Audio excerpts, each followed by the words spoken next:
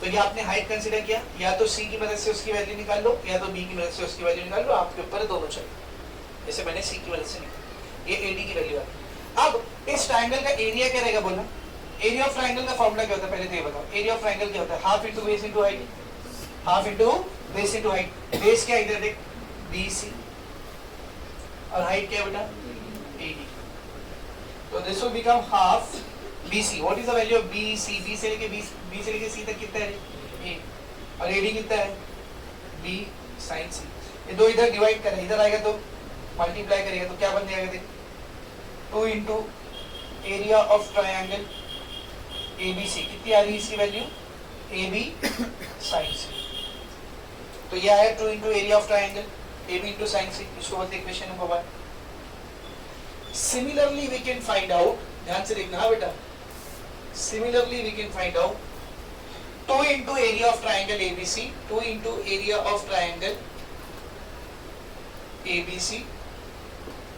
देखो यहाँ पर क्या लिए थे बेटा? sin C। तो क्या करता हूँ, sin C की जगह पर sin B लेता हूँ। तो जब sin C लिए थे तो बचा कौन था? A और B, तो इधर AB है। sin B लिए तो बचा कौन है? A और C, तो इधर AC आ जाएगा। एंड 2 इंटू ट्राइंगल ABC क्या है बोलो? sin C ले लिए, sin B ले लिए, कौन रह गया? sin A। और इधर A ले लिए तो इधर पे क्या है बोल? B और C। तो ये दोनों करके दिखाने की जरूरत नहीं, एक करके दिखा दिया ना, बाकी का दो सिमिलरली करके ऐसा लिख देंगे। This is your equation number 2। तो फ्रॉम 1 एंड 2 नोटिस करो, इसके भी एलएचएस में 2 एरिया ऑफ ट्राइंगल है, इसके भी एलएचएस में 2 एरिया ऑफ ट्राइंगल है, इसके भी एलएचएस में 2 एरिया ऑफ ट्राइंगल। तीनों का एलएचएस सेम है, एलएचएस सेम है तो आरएचएस भी सेम आएगा। तो AB sin C की वैल्यू बराबर आएगी AC sin B के, अब वो बराबर आएगा BC sin A के। Next step, divide whole equation by ABC। पूरी इक्वेशन को किससे डिवाइड करना है? ABC से। क्या बन जाएगा देख, AB sin C is equals to AC sin B is equals to BC sin A। पूरे को डिवाइड करें हम लोग, किससे डिवाइड करें बोल? ABC, ABC, ABC। क्या कैंसिल होगा देख, AB AB cancel, AC AC cancel, BC BC cancel, क्या बच गया? sin C by C, sin B by B, sin A by A। अगर ये प्रूफ करने बोलता तो यही छोड़ दो, लेकिन ऐसा प्रूफ करना है, क्या करोगे? इन्वर्टेड करोगे तो क्या कहते? C by sin C, B by sin B, A by sin। भाई इसको ऐसा लिखो या ऐसा लिखो, पहले A by sin A को लिख दो, फिर B by sin B को लिख दो, C by sin C। एक ही बात है, आया ना?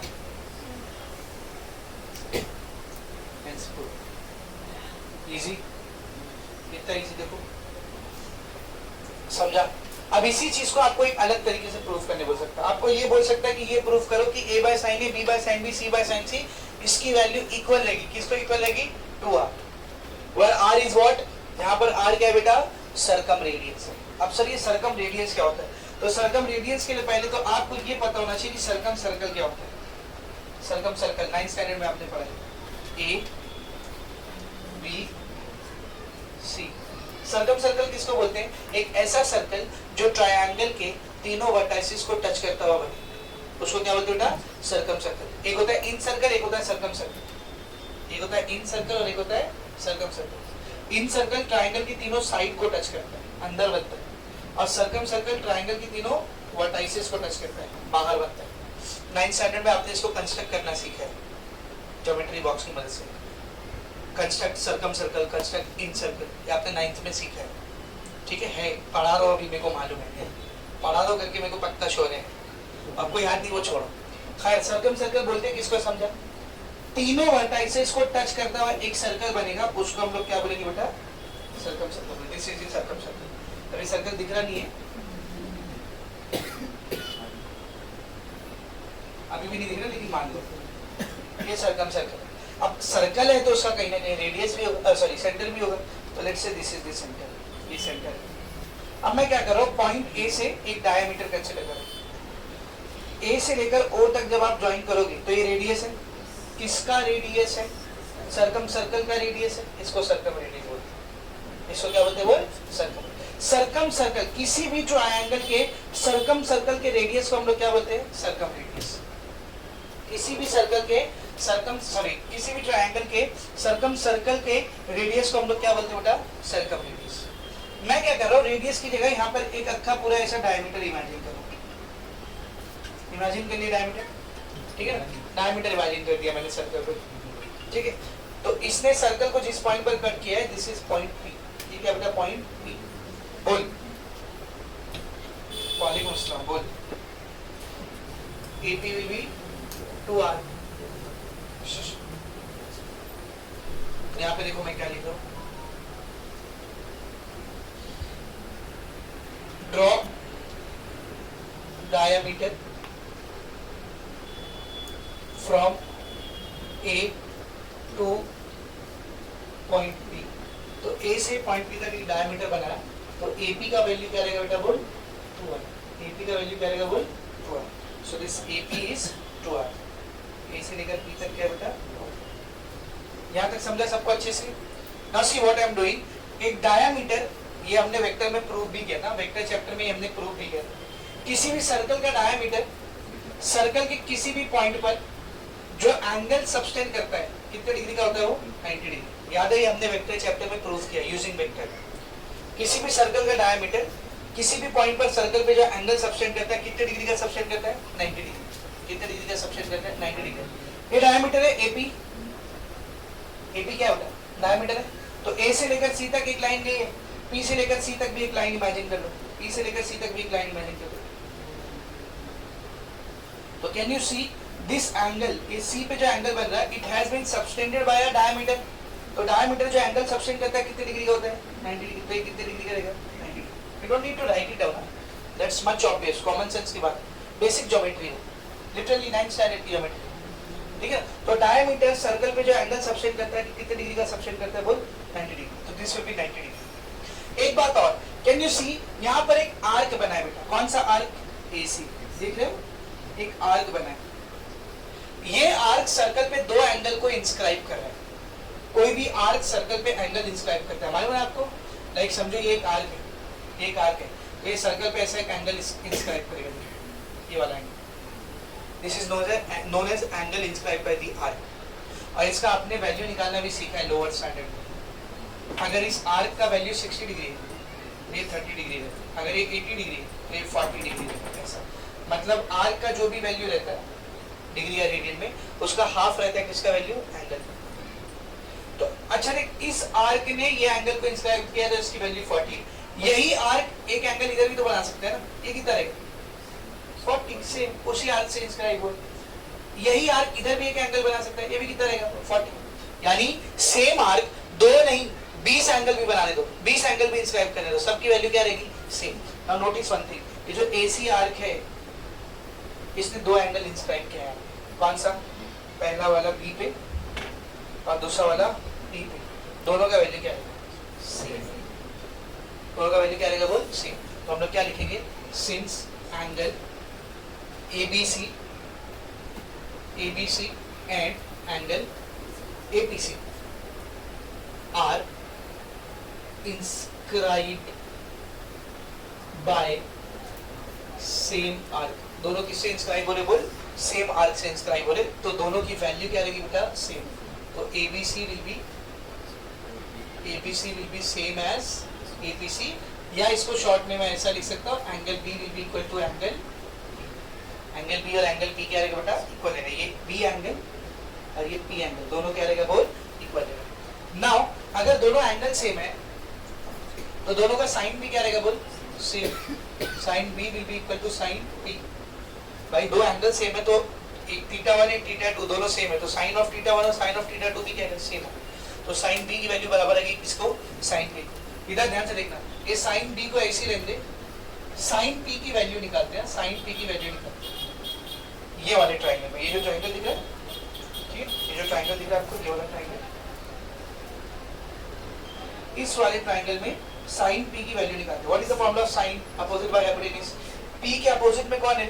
AC। P के अपोजिट में कौन है? बोल AC बाय हाइपोटेन्यूज। 90 के सामने कौन है? AP। 90 के सामने कौन है? बोल AP। Now this will become sin b is equals to sin p is equals to AC. What is the value of AC? AC कौन था रे? B. AC कौन था बोल? B. AP. AP अब फिर देखिए AP का वैल्यू क्या है? 2 into circumference. 2 into circumference. तो ये 20 से sin p को गायब कर दो. ये दोनों भी तो इक्वल ही है ना आपस में. तो क्या हो जाएगा? sin b is equals to b by 2r. 2r को इधर ले लो, sin b को उधर ले लो. क्या हो जाएगा? 2r is equals to b by sin b. 2r is equals to b by sin b. Let's say this is equation number 3. This is equation number 4. सही है? तो from 3 and 4. Equation number 3 क्या थी देख? a by sin a बराबर है b by sin b equal है c by sin c. लेकिन इक्वेशन नंबर 4 में हमने एक चीज और देखी, ये b by sin b और किसको बराबर है? 2r. तो b by sin b इसको भी बराबर, इसको भी बराबर, 2r को भी बराबर. मतलब ये तीनों की वैल्यू किसको बराबर रहेगी? Hence proof खत्म. देखो a square is equals to b square plus c square minus 2bc cos a. इसको याद रखने का मैंने आपको तरीका बताया था. अगर यहाँ पर a स्क्वायर लिखा है तो कौन नहीं b और c ही ना, तो आएगा b square plus c square minus 2bc और फिर जो इधर रहेगा उसका cos. इसको ऐसा याद कीजिए, ठीक है. अच्छा इधर b स्क्वायर भी आ सकता है, तो b स्क्वायर आएगा तो क्या आएगा बोल? a square plus c square minus 2ac cos b. या फिर इधर c स्क्वायर भी आ सकता है, a square plus b square minus 2ab cos c. या तो ऐसे प्रूफ करने बोलता है कोसाइन रूल को, या फिर इसी को लिखने का एक तरीका और होता है. यहाँ से आप cos a को अकेला कर सकते हो, cos b को अकेला कर सकते हो, cos c को अकेला कर सकते हो. जब cos a अकेला होता है तो क्या आता है? a स्क्वायर ऐसे रहेगा प्लस b स्क्वायर इधर गया minus b square plus c square गया उधर गया minus c square divided bye, नहीं सॉरी, cos ये पूरा उधर जाता है. यहाँ पे बचा क्या? b square plus c square plus a square इधर है तो minus a square divided by 2bc. ये वैल्यू आती है cos a. तो cos b क्या आएगा? cos b क्या आएगा? कौन नहीं है, इधर b है मतलब कौन नहीं, a और c नहीं है ना, तो a square plus c square minus b square divided bye ये दोनों 2ac. फिर cos c क्या आएगा बोल? cos c कौन नहीं है इधर, a और b नहीं है, तो a square plus b square minus c square divided by 2ab. तो ये 6 में से कोई भी एक दिखा के प्रूफ करने बोल सकता है. आपको प्रूफ या तो ये या तो ये या तो ये या तो ये या तो ये. ठीक है, कैसे प्रूफ करना है देखो. मैं पहला वाला लेके कर रहा हूँ, फर्स्ट वाला लेकर कर रहा हूँ. कैसे करना? एकदम सिंपल है, बहुत ही सिंपल. सब लोग प्रूफ देखो, सब लोग प्रूफ देखो. सबसे पहले ट्राइंगल कंसीडर करेंगे. ये अपना ट्राइंगल कौन सा बेटा? A B C. ठीक है, ए के सामने एंगल ए के सामने क्या रहता है बोलो? स्मॉल. एंगल बी के सामने स्मॉल, एंगल सी के सामने small. Now what you have to do, you have to consider coordinate axis over here. यहाँ पे आपको क्या कंसीडर करना है बेटा? Coordinate axis. कोऑर्डिनेट एक्सिस मतलब एक्स एक्सिस वाई एक्सिस. उसको कंसीडर करते वक्त ये जो कॉर्नर का पॉइंट रहेगा इसको आप ओरिजिन मान लो. अगर आपने यहाँ पे बी लिया है तो बी ओरिजिन, आपने इधर ए लिया है तो ए ओरिजिन, आपने यहाँ पर सी लिया है तो सी ओरिजिन. क्या बोल रहा हूँ समझ में आ रहा है अच्छे से पक्का? ठीक है, तो ये आपका कॉर्नर पॉइंट है, इसको क्या मान लेंगे आप? ओरिजिन. तो अगर ये ओरिजिन है तो आपकी एक्स एक्सिस कैसी बनेगी? This is x axis. और वाई एक्सिस कैसी बनेगी? This is y axis. Now tell me what is the coordinate of origin? Origin का कोऑर्डिनेट क्या होता है? 0,0. तो इसका कोऑर्डिनेट क्या है? 0,0. इसका कोऑर्डिनेट क्या है भाई? ये एक्स एक्सिस पे है तो इसका वाई कोऑर्डिनेट तो 0 रहना है क्योंकि वो वाई पे है ही नहीं, खाली एक्स एक्सिस पे. Y coordinate 0. एक्स कोऑर्डिनेट कितना है? यहाँ से लेके आता है ए, तो इसका कोऑर्डिनेट क्या आ गया? a. अब बचा ये पॉइंट, तो इसका कोऑर्डिनेट थोड़ी देर के लिए मान लो x है, x, y. तो x, y कैसे आएगा? This distance will be x, ये डिस्टेंस रहेगा x and this distance will be y. तो अब ये x और y पहले निकालते हैं. ठीक है, तो पहले जो हमने बनाया उसको लिख देते हैं. Consider B as origin, B as origin and draw x and y axis from B को origin मान लिया और वहां से x और y axis बनाया. Therefore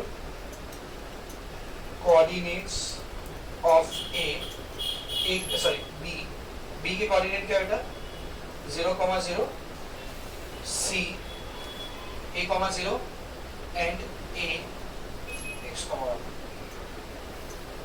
ठीक है, या कोऑर्डिनेट ऑफ वर्टाइसेस कह सकते हैं। Coordinate of vertices are b का है 0,0, c का है a,0 एंड a का है x,1। तो अब x और y की वैल्यू निकालते हैं। तो जरा इधर ध्यान से देखना बेटा, ये जो छोटा वाला ट्रायंगल बना है इसमें ये एंगल कौन सा है, एंगल बी। ऐसा एक ट्रायंगल बना है, इफ यू नोटिस केयरफुली, ऐसा एक ट्रायंगल बना है, ये है आपका एंगल बी, ठीक है ना। दिस इज योर y, ये y है, और ये क्या बेटा x, और ये क्या है देख c। इस ट्रायंगल में मैं आपको बोल रहा हूँ बेटा cos b और sin b करो, cos b और sin b करो। Tell me what is cos b? cos b का cos का फॉर्मूला क्या है, एडजेसेंट अपॉन हाइपोटेन्यूज। तो एडजेसेंट है x, हाइपोटेन्यूज c, तो क्या होगा बोल x by c। sin b opposite by hypotenuse y by c, तो x क्या आएगा बोले, x क्या आएगा c इधर रहेगा, c cos b, और y क्या आएगा y c sin b। तो देयरफॉर कोऑर्डिनेट ऑफ a जो हमने लिए थे x, y, वो असल में क्या है बेटा c cos b, c sin b। इसको यहाँ पे लिख देता हूँ मैं, I will write it down over here। इसके कोऑर्डिनेट आए हैं c cos b, c sin b। यहाँ तक समझा अच्छे से? अब जरा ध्यान से देखना, आपको c के कोऑर्डिनेट मिल गए, आपको a के कोऑर्डिनेट मिल गए, c के भी कोऑर्डिनेट मिल गए और a के भी कोऑर्डिनेट मिल गए। तो इन दोनों पॉइंट के बीच में हम लोग डिस्टेंस फॉर्मूला लगाएंगे। डिस्टेंस फॉर्मूला याद है, 9th स्टैंडर्ड में पढ़ा थे distance formula, using distance formula. तो कौन सा डिस्टेंस ले रहे हैं हम लोग, देख कौन सा डिस्टेंस ले रहे हैं हम लोग, AC। कौन सा डिस्टेंस ले रहे हैं बोल, AC। क्या होता है distance formula, under root of x2 minus x1 the whole square plus y2 minus y1 the whole square। याद है, यही होता है ना डिस्टेंस फॉर्मूला, दोनों पॉइंट के x कोऑर्डिनेट का माइनस का स्क्वायर, दोनों पॉइंट के y कोऑर्डिनेट के माइनस का स्क्वायर। तो AC क्या रहेगा, therefore AC will be under root of x2 minus x1। see this is a, this is c, x2 minus x1, तो a minus c cos b, a minus c cos b the whole square plus y2 minus y1, 0 minus sin b, 0 minus sin b the whole square। सही है। ये जो under root है इसको इधर लेंगे तो क्या हो जाएगा, ac का स्क्वायर, तो इधर बचेगा a minus c cos b the whole square plus 0 minus sin b minus sin b the whole square। क्या होगा,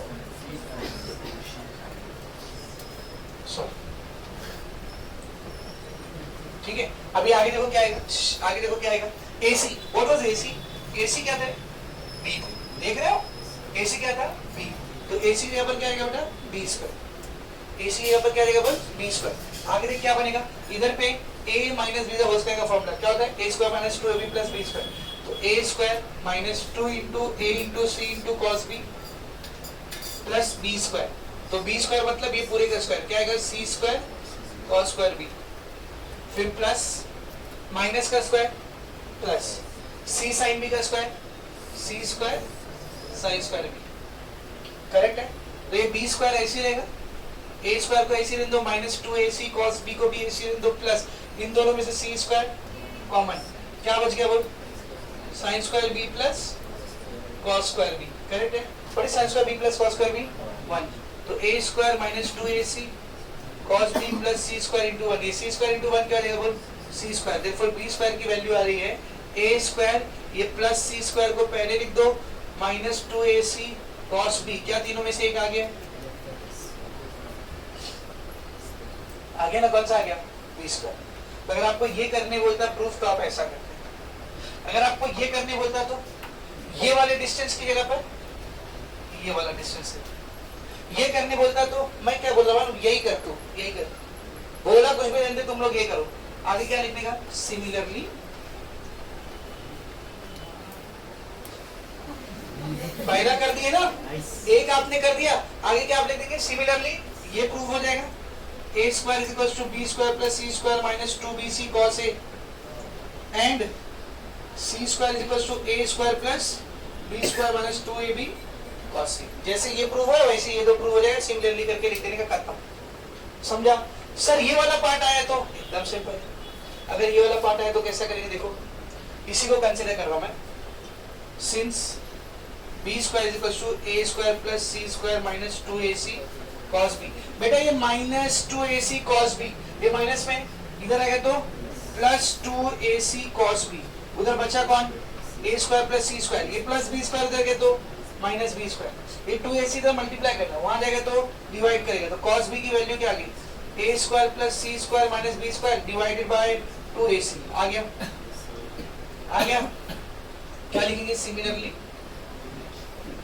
चाहे ये पूछे चाहे ये पूछे, चाहे करो ऐसी, आगे लिख देगा सिमिलरली, ये दो भी प्रूफ हो जाएगा। कौन सा दो, cos a is equals to b square plus C square minus a square divided by 2bc and cos c is equals to a square plus b square minus c square divided by 2ab।